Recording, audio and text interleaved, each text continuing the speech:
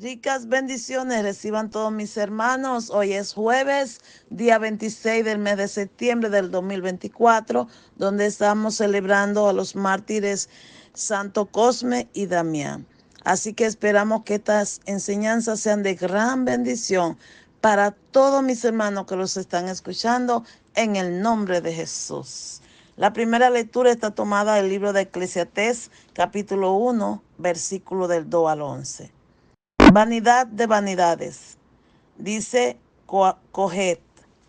Vanidad de vanidades, todo es vanidad. ¿Qué saca el hombre de toda la fatiga que lo fatigan bajo el sol? Una generación se va, otra generación viene.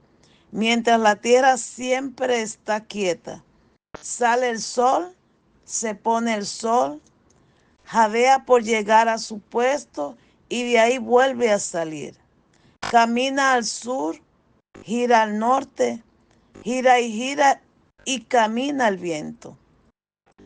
Todos los ríos caminan al mar y el mar no se llena. Llegado al sitio a donde caminan, todos allí vuelven a caminar. Todas las cosas cansan y nadie es capaz de explicarla. No se sacían los ojos de ver, ni se hartan los oídos de oír. Lo que pasa, eso pasará. Lo que sucedió, eso sucederá. Nada hay nuevo bajo el sol. Si de algo se dice, mira, esto es nuevo, ya sucedió en otro tiempo, mucho antes de nosotros. Nadie se acuerda de lo antiguo y lo mismo pasará con los que vengan. No se acordarán de ellos sus sucesores. Palabra de Dios, te alabamos, Señor. El Salmo 89. Señor, tú has sido nuestro refugio de generación en generación. Tú reduces el hombre a polvo diciendo, retornen hijos de Adán. 1000 años en tu presencia son un ayer que pasó, una vela nocturna. Señor, tú has sido nuestro refugio de generación en generación. Lo siembra año tras año, como hierba que se renueva, que florece y se renueva por la mañana, y por la tarde la ciegan y se seca. Señor, tú has sido nuestro refugio de generación en generación. Enséñanos a calcular nuestros años para que adquiramos un corazón sensato. Vuélvete, Señor. ¿Hasta cuándo? Ten compasión de tus siervos. Señor, tú has sido nuestro refugio de generación en generación. Por la mañana sacíanos de tu misericordia, y toda nuestra vida será alegría y júbilo. Baje a nosotros la bondad del Señor y haga prosperar las obras de nuestras manos. Señor, tú has sido nuestro refugio de generación en generación. El Evangelio está tomado según San Lucas, capítulo 9, versículo del 7 al 9. Leemos la hermosa palabra de Dios en el nombre de Dios Padre, Dios Hijo y Dios Espíritu Santo. Amén. En aquel tiempo el rey Herodes oyó todo lo que estaba sucediendo y no sabía qué pensar, porque unos decían que Juan había resucitado de entre los muertos, otros que Elías había aparecido, otros que uno de los antiguos profetas había resucitado. Y Herodes dijo, yo mandé decapitar a Juan. ¿Quién es, pues, este de quien oigo decir tales cosas? Y buscaba una ocasión para conocerlo.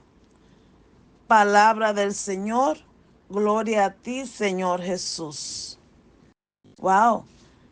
El Evangelio de hoy solamente con 2 versículos, 3 versículos, pero 3 tremendos versículos, que nos da una enseñanza tan hermosa. Vemos cómo el rey Herodes oyó hablar de Jesús y estaba inseguro, consternado, confundido, como tú le quieras llamar, pero estaba inquieto el hombre y no sabía qué pensar, porque las personas le habían dado 3 referencias diferentes acerca de Jesús. Pero ¿sabes qué? Tú y yo no nos podemos quedar solamente con que alguien nos habló de Jesús, con que alguien nos dijo de Jesús. Tenemos que obrar diferente, hacer la diferencia. No solo escucharlo, sino palparlo, verlo.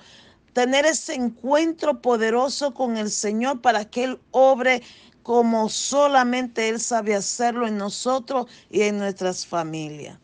Ahora te hablaba de esas 3 referencias que le dieron al rey Herodes. Uno decían que era Juan Bautista, pero él decía, él sabía muy bien lo que había pasado con Juan, porque él se encargó de mandarlo a decapitar, ¿eh? Él mismo lo mandó a decapitar. Entonces Herodes sentía que no podía ser Juan. Él no podía ser. ¿Sabe por qué lo mandó a decapitar? Primero, claro, porque la hija de Herodías se lo pidió allí en el cumpleaños de Herodes. Pero aunque tenía afecto por Juan, él sencillamente no estaba bien con lo que Juan decía, porque Juan le hablaba la verdad. Porque Herodes estaba viviendo con Herodia, que era la mujer de su hermano. Entonces esto no estaba bien y Juan se lo hacía saber. Por tal razón, él sabía que no podía ser Juan Bautista. Pero muchos de nosotros nos quedamos sencillamente a la expectativa. Wow, eso se quedó allí el rey Herodes a la expectativa. No puede ser Juan, no. Ahora la segunda. Decían que podía ser Elías. Recordemos a Elías en ese Antiguo Testamento, un gran profeta que Dios lo usó poderosamente a través de muchos milagros diferentes y que se dedicó a llevar a las personas hacia los pies de Jesús, a destruir aquellos altares de hechicería, de brujería, hacerle entender la verdad, que con su oración hizo bajar fuego del cielo. Pero de igual manera fue llevado al cielo, estando en vida en un carruaje de fuego. Tremendo el profeta Elías. Tercero, unos dicen que los antiguos profetas que habían resucitado. Esa fue la información que le dieron al rey Herodes. Entonces, al rey Herodes no tener, como decir, ninguna respuesta segura, se preguntaba, ¿quién es este? Que oigo tanto hablar de él. ¿Quién es este que hace tales cosas? ¿Y qué decían por ahí que hacía Jesús? Bueno, Jesús sencillamente entre los judíos era un tema favorito de conversación. Y habían escuchado cómo Jesús allí en la boda de Caná había convertido el agua en vino. Habían escuchado quizá los mismos, a los mismos que acompañaban a Jesús, a los discípulos, lo habían escuchado hablar de cómo él había calmado la tempestad allí en aquella barca y cómo él caminó sobre las aguas en el mar. Habían escuchado posiblemente cómo en el lago de Galilea había realizado la multiplicación de los peces cuando las redes casi se rompían. Pero también en ese mismo lago de Galilea había hecho la multiplicación de los panes cuando le había tomado 5 panes y 2 peces y le había dado de comer a 5,000 hombres, y dice las escrituras, sin contar los niños ni las mujeres. Pues claro, esos milagros estaban en la boca de aquellos judíos. Habían visto inclusive cómo él resucitó el hijo de la viuda cuando ya lo llevaban a enterrar. Cómo él resucitó a Lázaro teniendo 4 días ya que apestaba de muerto. Cómo él resucitó la hija de Jairo, cuando ya le estaban cantando, es decir, tocando y llorando las mujeres en aquel tiempo allí porque se había muerto. Habían sencillamente visto muchos de ellos cómo le llevaron a aquella mujer pecadora que habían cogido infragante, y allí estaba él perdonando los pecados y perdonándola a ella.